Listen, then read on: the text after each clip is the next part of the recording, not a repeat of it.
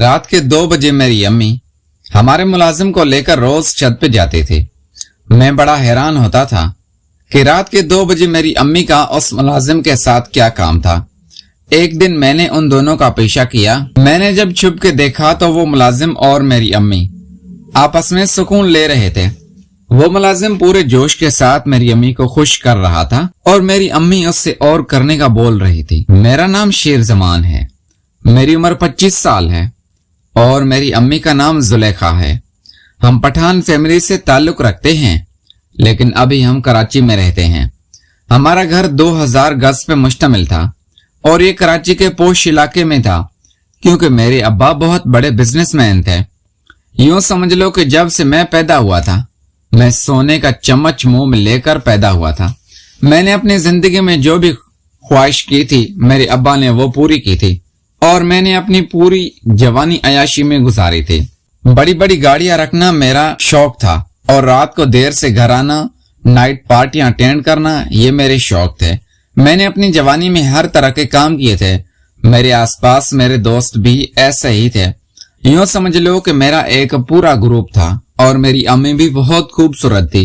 वो सोने से हमेशा लत्ती रहती थी और मेरी अम्मी हमारे घर की वजीर आजम थी। उसका हुक्म चलता था हमारे घर में। मजाल है कि कोई चीज मेरी अम्मी की मर्जी के बगैर हो जाए। मेरी अम्मी भी बहुत खूबसूरत थी। जिस तरह मैं पहले बता चुका हूं कि हम पठान फैमिली से ताल्लुक रखते हैं। मेरी अम्मी दिखने में हल्की सी मोटी थी। उनका रंग बिल्कुल दूध जैसा सफेद था और उनके बाल भी गोल्डन कलर के थे। और मेरी अम्मी का वजूद तो अल्लाह ने कमाल का बनाया था। जो भी उससे देखता था बस देखता ही रह जाता था। लेकिन मेरे अब्बू काम की वजह से मेरी अम्मी को टाइम नहीं दे पाते थे।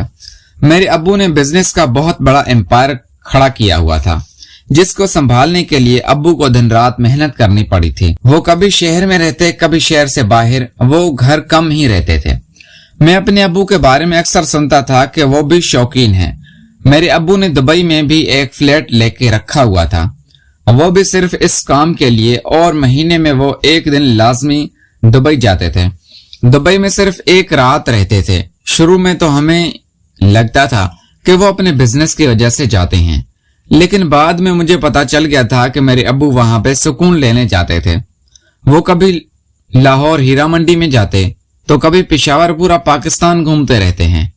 जहां भी उनको हुस्न की इतला मिलती कि फलां जगह हुस्न है, वो कीमत को नहीं देखते थे। वो उन कामों में लाखों रुपए लुटाते थे। जिंदगी इसी तरह चल रही थी। मेरे माँ बाप की सिर्फ इकलौती औलाद था मैं। मेरे अलावा उनका कोई बच्चा पैदा नहीं हुआ था, इसीलिए मैं जो भी जिद करता था मेरे माँ बाप फौरन पूरी कर देते थे और मैं कभी कभार जायज ख्वाहिशात भी बता देता था। मेरे अब्बू थोड़ा डांटते थे, लेकिन बाद में वो पूरा करते थे। मिसलन मुझे महंगी महंगी गाड़ियों का शौक था, मुझे असले का शौक था। मैं हर तरह का असला अपनी गाड़ी में रखता था और मैं खुद को वक्त का फरौन समझता था। जहां भी मेरी गाड़ी जा रही होती थी मैं उस रोड का खुद को मालिक समझता था। हल्का सा भी मेरी गाड़ी के आगे से कोई कट मारता या मुझे ओवरटेक करने की कोशिश करता तो मैं फौरन अपनी गाड़ी उसकी आगे लगा देता, क्योंकि मैंने 4 करोड़ की गाड़ी रखी हुई थी, लैंड क्रूजर, और मेरे साथ एक 9mm पिस्टल भी होता था, जिसका मैंने लाइसेंस बनवाया हुआ था। रोक के पिस्टल निकाल लेता था और लोग समझ जाते थे कि मैं किसी अमीर बाप की बिगड़ी हुई औलाद हूं और हमेशा मुझसे लोग डरते रहते थे। मैं जब से जवान हुआ था मैंने लोगों को डर में रखा हुआ था। मैंने कभी भी खौफ की फीलिंग को महसूस तक नहीं किया था। इसलिए बड़े से बड़े बादशाह को मैं अपने सामने नजरें नीचे करवा के बात करता था। और मैंने घर पे स्पोर्ट्स बाइक भी रखी हुई थी। कभी कभार शौक में बाइक लेके रात को रोड पे निकल जाता था। एक रात का मैं आपको वाकया बताता हूँ। एक रात में रोड पे बाइक पे जा रहा था, मेरे सामने से गाड़ी स्पीड से गुजरी, उसने मुझे कट मारी, लेकिन मेरे सामने एक बाइक वाला था। शायद वो कोई गरीब सा बंदा था, उसकी फटी पुरानी बाइक थी। उस गाड़ी वाले ने उसको उड़ा दिया। मेरे पास सपोर्ट बाइक थी, मैंने बाइक एकदम तेज की, सामने जाके उस गाड़ी के लगा दी। उस गाड़ी में भी शायद मेरी तरह किसी अमीर बाप की औलाद था, जो जैसे बाहर निकला तो उसके हाथ में भी गन थी। वो गन अभी लोड करता मैंने अपनी गन निकाली और उसके टांगों में 3-4 गोलियां दे मारी। और फिर मैंने उससे कहा कि ये शहर है, जंगल नहीं है, कि तुम जिसको दिल चाहेगा अपनी गाड़ी से उड़ा दोगे और घर निकल जाओगे। वो बंदा वहां पे पड़ा रहा। मैं अपनी बाइक लेकर घर आ गया था।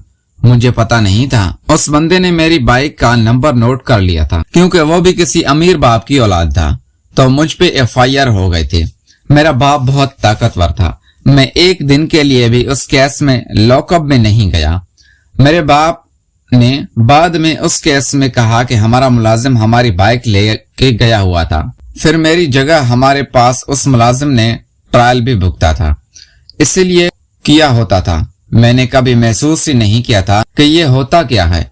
मेरा तरफ अब हम आते हैं अपने असली मुद्दे पे। जिंदगी ऐसे चल रही थी। एक रात अचानक मेरी अम्मी के नंबर पर रात को 2 बजे कॉल आई। वो मेरे अब्बू की PA की कॉल थी, जो हमारा हिसाब किताब संभालते थे। उसने मेरी अम्मी को बताया कि हमारे साहब को हार्ट अटैक आया है और वो फलां अस्पताल में है। हम लोग उसी वक्त गाड़ी निकाली और अस्पताल जाके पहुंचे। जैसे ही हम उस अस्पताल पहुंचे, मेरे अब्बू ने दम तोड़ दिया था। मेरी अम्मी वहां से रोने लगी। मैं काफी अफसदा था, क्योंकि जिस तरह बताया कि मैं एक इकलौती औलाद था, इतना बड़ा बिजनेस, इतना बड़ा एम्पायर अब मेरे कमजोर कंधे पर आ गया था, जो कि कभी मैंने सोचा भी नहीं था। हम अपनी अब्बू की डिमांड डेड बॉडी लेकर पेशावर अपने गांव चले गए थे। वहां पे हमारे बहुत रिश्तेदार थे। मेरे दादा वाले वहां रहते थे। वहां भी हमारी बड़ी हवेली नुमा घर था। गार्ड होते थे, नौकर चाकर होते थे। खैर, हम पेशावर में 1 महीना रहे और फिर हम माँ बेटा वापस कराची अपने बंगले में आ गए। शुरू में मेरी अम्मा सदमे में चली गई थी और मैं भी, क्योंकि हमारी जिंदगी एकदम बदल गई थी। 1 महीना हम पेशावर रहे, 1 महीना कराची। फिर एक दिन मेरे अब्बू का पर्सनल वकील और PSR आया। उसने मुझे तमाम बिजनेस की डिटेल बताई और मेरे अब्बा की जहां जहां पे प्रॉपर्टीज थी वो सारी की तफसीलात बताई और मुझे कहा कि शेरजवान साहब, अब आप अपना कारोबार संभाल लीजिए। न चाहते हुए भी, क्योंकि मैंने कारोबारी जिंदगी में कुछ नहीं गुजारी थी, मजबूरन मुझे संभालना पड़ गया। मैं जो पहले दिन अपने अब्बू के ऑफिस गया तो हमारे ऑफिस में बहुत सी खूबसूरत लड़कियां भी थे, क्योंकि मैं दिखने में गुड लुकिंग था। मेरा कद भी बहुत बड़ा था, मैं हैंडसम था। हमारी नस्ल ही ऐसी थी। हमारी नस्ल के मर्द और औरतें बहुत खूबसूरत होते थे, तो ऑफिस की लड़कियां मुझे देखती रह गई। एक तो मेरा स्टेटस, दूसरी मेरी खूबसूरती। मैं समझ गया था कि यहाँ पे हमें माहौल रचाया हुआ था। अब मैंने यही सोचा कि पहले ही दिन ऑफिस में किसी लड़की को लिटा देता हूँ। जब मेरे अब्बू की PA, उनका नाम इमदाद हुसैन था, मुझे मेरा ऑफिस दिखाया और फिर वो वहां से चला गया।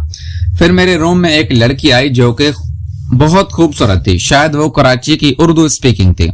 मुझे कहने लगी कि आपके वालिद का सुन के बहुत अफसोस हुआ। मुझे अपने वालिद का गम तो था, सिर्फ इस चीज का कि मैं अब कारोबार कैसे संभालूंगा। उसके अलावा वो मुझे मेरे वालिद के मरने पे कोई अफसोस नहीं था। फिर मैंने उस लड़की को कहा कि तुम यहाँ पे क्या हो, तो वो कहने लगी कि मैं भी तुम्हारे अब्बू की पर्सनल असिस्टेंट हूँ। इस ऑफिस का सारा काम मैं ही संभालती थी। उसके अलावा भी मेरे अब्बू के 3-4 असिस्टेंट थे, लेकिन सबसे बड़ा ऑफिस यही था। फिर मैंने कहा कि आज से यूं समझ लो तुम मेरी भी PA हो। तो वो कहने लगी, हाँ, ये मेरी खुशकिस्मती होगी कि मैं आपकी PA बनूं। उसका नाम महविश था। मैंने कहा कि महविश, मुझे बिजनेस के बारे में ज्यादा मालूम नहीं, तो इसलिए तुम ना मेरी हेल्प करनी है। अब मैं यही सोच रहा था कि आज पहले दिन मैं अपने ऑफिस में महविश का काम उतारूं। और फिर मैंने उससे बातों ही बातों में कहा कि बदले में तुम जो चाहोगी मैं तुम्हें वो सहूलत दूंगा। वो कहने लगी, शेरजमान साहब, आप बेफिक्र हो जाएं, मुझसे जो होगा मैं आपकी हेल्प करूंगी। फिर मैंने उससे कहा कि महविश, वैसे आपको एक बात बोलूं, आप बुरा तो नहीं मानेंगे। मुझे लड़कियों को अपनी बातों के जाल में फंसाने का इल्म था। मैंने कहा, महविश, तुम बहुत खूबसूरत। तो वो शर्माने लगी, कहने लगी, आप भी बहुत खूबसूरत हैं। फिर मैंने उससे पूछा, महविश, क्या तुम्हारी शादी हो गई है? तो वो कहने लगी, हाँ, मेरी शादी हो गई है और 2 बच्चे भी तो हैं। तो मैंने उससे पूछा कि तुम्हारा शोहर क्या करते हैं? वो कहने लगी پہلے وہ بہت اچھی جاب کرتا تھا لیکن کل اس کی جاب نہیں ہے تو وہ پھر گھر پہ بچے سنبھالتا ہے۔ پھر میں نے اس سے کہا کہ ہاں تم جو اتنا اچھا کماتی ہو اس سے جاب کرنے کی بھی ضرورت کیا ہے؟ تو پھر وہ مسکرانے لگی، کہنے لگی 2 لاکھ اتنی بھی بڑی سیلری نہیں ہوتی، بس مشکل سے گزارا ہوتا ہے۔